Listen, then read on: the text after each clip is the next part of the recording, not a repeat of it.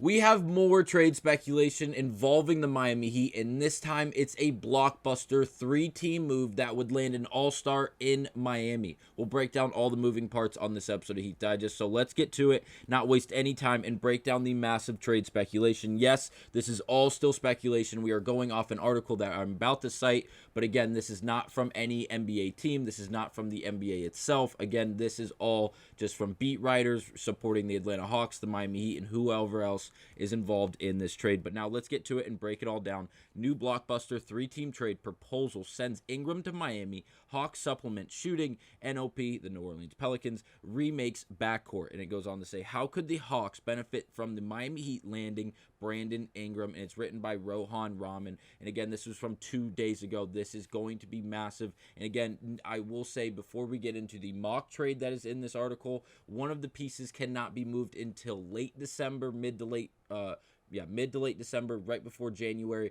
due to the contract signed just last offseason. So again, just this cannot happen before this season starts, at least to the exact description as how they broke it down. But again, now let's get to it. This is on Sports Illustrated Atlanta, and they go on to say this: Ingram's desire for a $200+ million contract in New Orleans' reluctancy to give it to him have left both sides at a standstill. After making a deal with the Hawks for DeJounte Murray, the Pelicans have a lot of offensive options to balance. Everything revolves around franchise cornerstone Zion Williamson, but Murray, CJ McCollum, Trey Murphy, and Herb Jones are all going to require a significant amount of offensive opportunities, even before Ingram is factored in. Add that to the fact that an extension for Trey Murphy III is looming on the horizon, and the Pelicans are in a desperate situation. Now, this is 100% accurate. Brandon Ingram has wanted to be paid this entire offseason. Nothing has really happened. Obviously, we've seen the Pelicans go out and make moves this offseason, but it did not involve Brandon Ingram. They went out and got DeJounte Murray from the Atlanta Hawks, who we knew were looking to deal either DeJounte or Trae Young. We just didn't know which direction that organization wanted to go in. Obviously, we discussed how the Miami Heat could possibly be a suitor for either of those guards to land in Miami, and obviously we would get rid of some depth at our guard position to then bring in a better, higher level player at that guard position. But again, we continue as we don't know if Brandon Ingram is going to get paid by the New Orleans Pelicans. Are they going to look to move him like it seems like they're offering at here in this article? And just what are they going to do with the mix of talent they now have on this roster? And are they just going to go through this next season with all of it and try to make it work? Or are they going to have to make a move because it's flat out not going to work, either financially or on the floor schematically? We are going to find out. But again, we move on. Ingram is clearly available, but his $36 million salary is not exactly a shoe-in for a wide variety of teams. That being said, one team that should be interested in his services is the Miami Heat. After losing in the first round to the eventual NBA champions in the Boston Celtics, the Heat look like a team destined for a play-in once again. In an improved Eastern Conference, they are in real danger of falling out of the play-in entirely if either Jimmy Butler or Bam Adebayo miss extended time. Now, that last sentence, I can't really argue with. If we lose Jimmy or Bam Adebayo for an extended period of time, either in the beginning or the end of this up-and-coming season, we may be in loads of trouble. Obviously, we have a lot of talent. There's no argument around that. And I'm not just discussing the young guys, like in Khalil Ware and Pelo Larsons and Keyshawn Johnson and whoever it may have been, but the Tyler Heroes, the Duncan Robinsons, the Jaime Jaquez Juniors, again, who's very young still, going into his second year, his sophomore season. But again, if we lose Butler or Adebayo for an extended amount of time, this whole team seems like it's going to be flipped on its head. And again, I know it's very early. We're still 60-plus days away from the NBA season starting. But again, it's just foreshadowing from what we saw last season and even the year before that, dealing with injuries, whether it be to Butler, Tyler Hero, Duncan Robinson, Terry Rozier, Kevin Love, Josh Richardson, whoever it may be, just having to have that healthy season, actually stay healthy for the entirety of the season, or at least 2/3 of it, to really have a chance to compete with the Eastern Conference, especially as it's assembled as of now, as last year was tough, and it seems like everyone out East got better this offseason in Orlando, Philly, Boston obviously got better. They just reloaded. It seems like it's going to be just a all-out war in the Eastern Conference. And again, can't wait to see how it plays out. I think Miami's going to be competitive, but again, if we lose some of these key guys for extended periods of time, there's no way around it. It's going to make our life even harder. And again, New York Knicks got better. It's going to be extremely competitive at the top, and I can't wait to see how it plays out. But again, if Miami doesn't have their two key pieces, Miami will not be in that picture, unfortunately. At least that is my guess. Now we get to the mock trade. This is where things get a little bit interesting. So, for this article that we've been citing the entire time, they go on to give us a mock trade, and it goes as follows. The Atlanta Hawks get Duncan Robinson, Jordan Hawkins, a 2027 second-round pick from the Chicago Bulls via the New Orleans Pelicans. The Miami Heat get Brandon Ingram, CJ McCollum, Cody Zeller, a 2027 first-round pick, least favorable of Milwaukee Bucks / New Orleans Pelicans via Atlanta Hawks.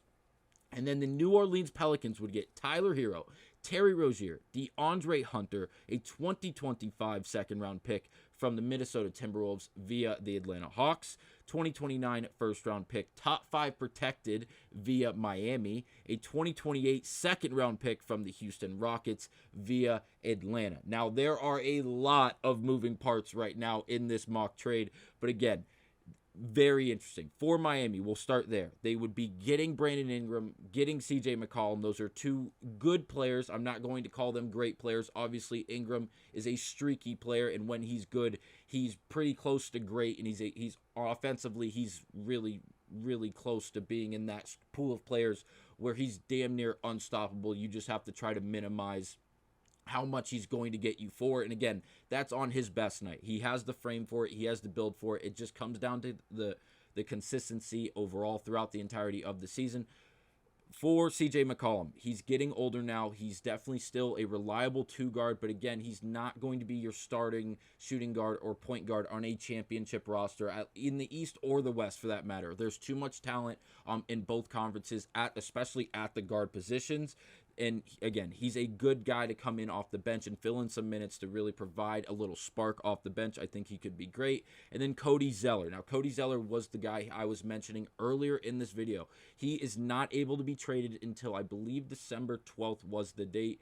And because of that, he's not. I tried to put this in the trade machine, which we'll get to in just a second, but he cannot be put in that trade until mid to late December. So if this trade were to actually be placed, and again, in the NBA trade generator on ESPN, you cannot put draft picks, so we're excluding that here. But I do have the actual trade via just the player assets, none of the actual draft capital or whatever may be else in that trade, whether it be cash or just straight up draft capital. This is what that looks like, and it does check out. It does. The contracts work all the way across. I will say both the Atlanta Hawks and the New Orleans Pelicans, based off the generator, would then get worse based off these trades, and the Miami Heat would be the only team to then get better at a plus 10 win scenario. So which that is awesome. That would be great. It makes me feel better about this trade if it were to happen.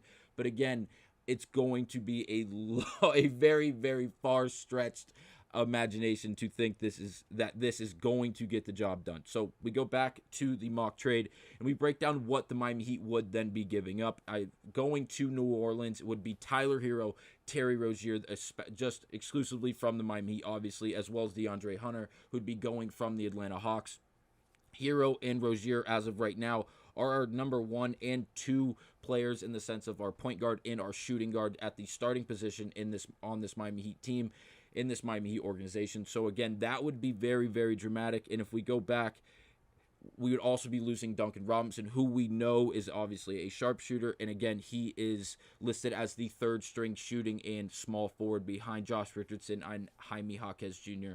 at both the respective positions. But again, that'd be a lot of depth being moved. And obviously you'd have to then expect Jimmy Butler to go play the 2.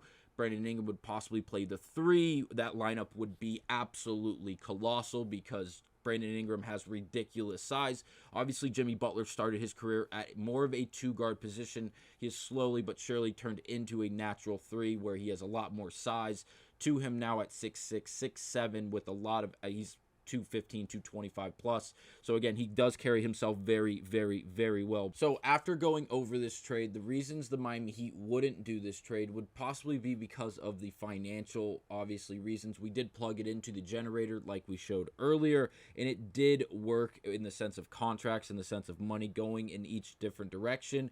But then it comes down to the draft capital that then would be moved. Obviously, the Miami Heat are only giving up one pick in this mock trade, and obviously it's a big pick. In a 2029 first-round pick that's top 5 protected from the Miami Heat, that is a big trade, or a big pick to then trade. Obviously, the return of Brandon Ingram and CJ McCollum and Cody Zeller is pretty good with a first-round pick, but again, it is not going to be as valuable as the first-round pick we are giving up for the 2029 draft. It's a very interesting crossroads to sit at. Now, if the New Orleans Pelicans, the Hawks, and the Miami Heat actually got on the phone and tried to build up a actual trade to make, and this came across the table, and they did make it, I honestly wouldn't hate it, only because Jimmy Butler is going into a contract year. He's probably going to play out of his mind, but then if Miami doesn't want to give him $55+ million a year for the next 3 years, he's going to test free agency most likely if he really wants to get paid extremely, extremely well to then ride out into the sunset and retire on that money. He's probably going to go elsewhere, because I don't know if Pat Riley is going to pay him 52.5 plus, even more than that, at 55.5 plus million per year to really close him out till the age of 38. I'm not sure if that's what's going to happen. I would not bet on that to happen, but again, you never really know. It's a very interesting trade. Let me know down in the comments what you guys think about this trade. Do you guys like the idea of having a replacement for Jimmy Butler a year early? If at the absolute most, it could be 2 to 3 to 4 years early if we do extend Jimmy Butler. But again, if we did bring in Brandon Ingram, I would assume that would put us in a position to allow Jimmy Butler to walk after this season, obviously, as he's going into a contract year this up and coming year. So again, let me know down in the comments. I know it's a lot of moving parts, and again, it was fun to cover, but again, let me know down in the comments what you guys think about this trade, and if you guys would make the trade if you were the Miami Heat or in that organization. Would you tell them, would you push the button for it? Would you tell them we have to make this trade, or would you guys totally sell and tell them absolutely not, we have to stay as currently constructed? This would make us worse. Obviously, it says we'd go up in 10 wins. Both other organizations would go down in wins. So it seems like we'd be making out best out of this win. But again, years down the line, I don't know if it'd play out that way with the draft picks we'd have to give up. But again, I'll see you guys on the next episode of Heat Digest. Thanks for watching.